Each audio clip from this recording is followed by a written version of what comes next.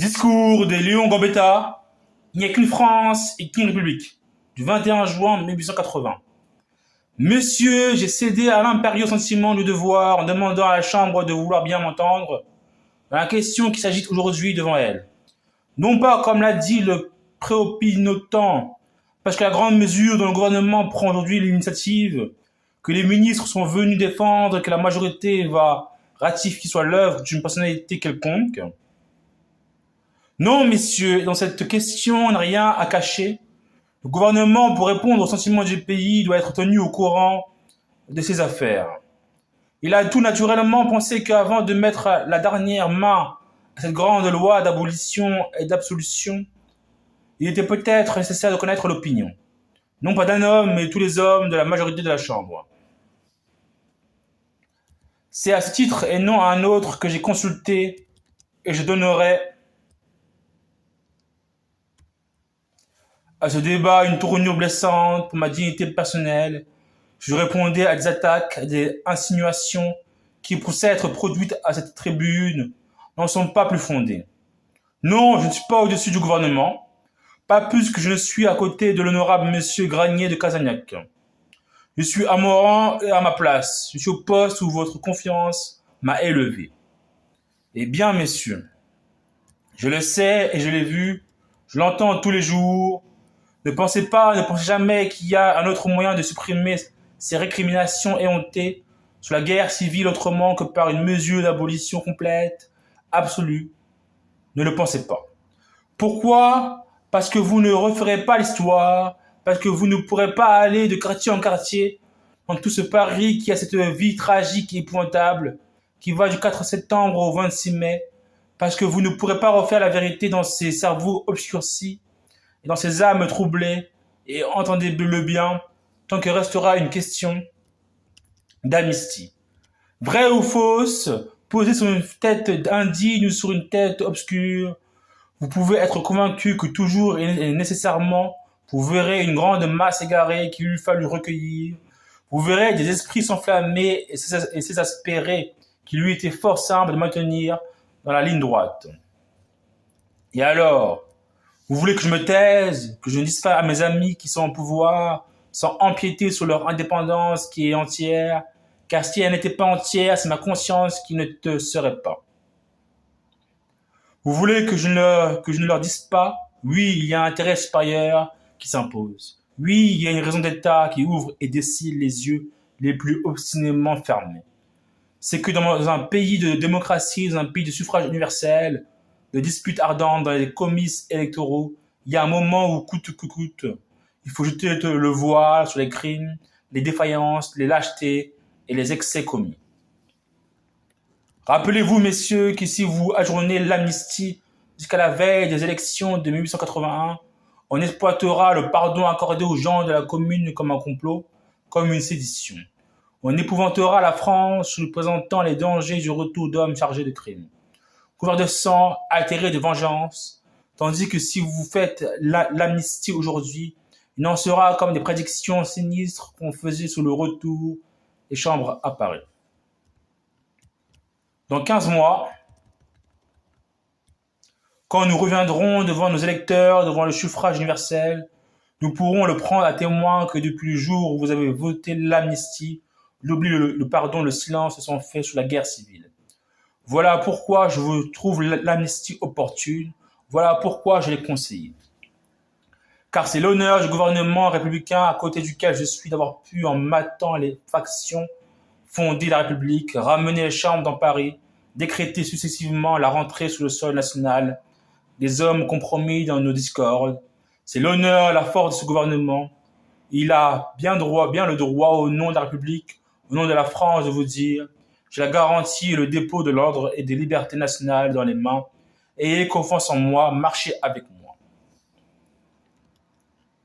Oui, ce gouvernement a le droit de tenir un tel langage, et permettez-moi de vous dire: vous avez le devoir de réfléchir, vous avez le devoir que vous avez accompli en bien d'autres moments, de descendre au fond de vos consciences, de vous mettre en présence des conséquences, des avantages et la poétique de la concorde qui est aujourd'hui devant vous, et de vous poser ce dilemme: oui ou non, devons-nous consentir à faire l'amnistie? Votre réponse est oui. N'est-ce pas? Personne ne se lève dans cette assemblée qui ose dire non. Jamais nous ne ferons l'amnistie. Il faut persister dans une politique implacable qui ne connaît que des fautes inexpiables. Il faut donc faire l'amnistie et par conséquent la seule question politique qui se pose et qui s'impose à l'attention du Parlement est celle-ci. Existe-t-il un moment plus favorable pour le faire? Je dis qu'il n'en existe pas. Pourquoi?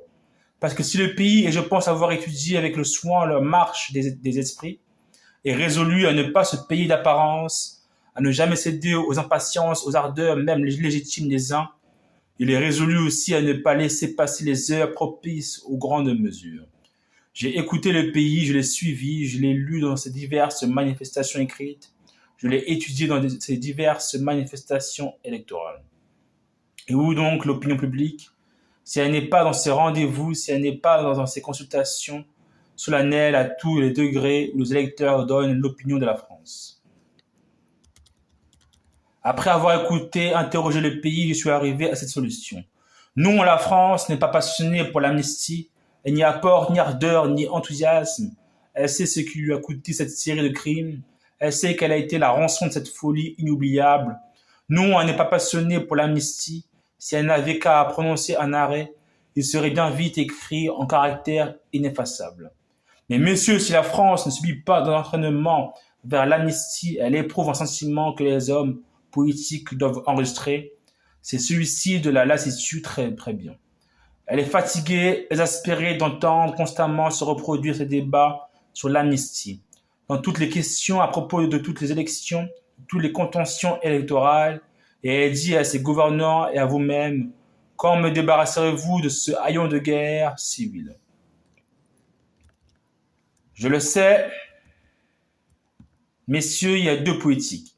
Il y en a deux de tout temps et il y en aura toujours deux, parce que le mouvement de l'esprit humain est ainsi fait qui porte les uns à l'innovation, à la marche en avant, à l'affirmation toujours plus hardie, toujours plus audacieuse vers le progrès, vers la conquête et vers la réforme, qui ne retient les autres qui par tempérament, par qualité d'esprit, car c'est souvent une qualité, il y a plus de tests de l'Est dans les esprits qui résistent. Son contraire pour le stationnement, pour le calcul longtemps balancé avant la résolution. J'aime ces deux esprits et je les respecte. Mais que voulez-vous? Vous allez peut-être m'accuser d'opportunisme. Je sais que le mot est odieux. Pourtant, je pousse encore l'audace jusqu'à affirmer ce que ce barbarisme cache une vraie politique. Que c'est en s'inspirant de la générosité des uns et de l'esprit d'examen des autres qu'il faut se décider. Et alors, étant face à face avec les difficultés, je dis à ceci, vous touchez à la réalisation d'une mesure qui peut-être aurait été facilitée si elle eût été entourée dans les réclamations qui se sont produites. De plus de mesures, de plus de sagesse et autres, je dis, le moment est venu de se résoudre. Ne voyez-vous pas entre nous et ceux qui ne sont que des anarchistes de profession, qui ne sont que de purs démagogues, que des fauteurs de troubles, de désordre?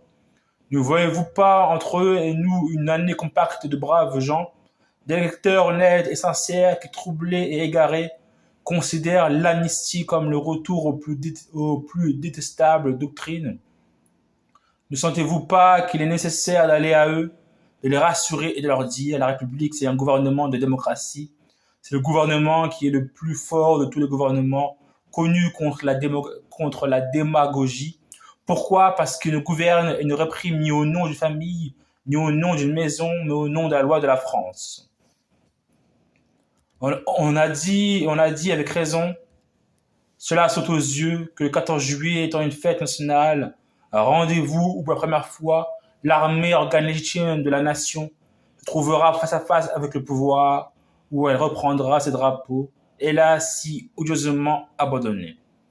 Oh oui, il faut que ce jour-là, devant la patrie, il faut qu'en face du pouvoir, en face de la nation représentée par ses mandataires fidèles, en face de cette armée suprême espoir et suprême pensée, comme disait un grand poète qui lui aussi dans une autre enceinte, devançant tout le monde, avait plaidé la cause des vaincus.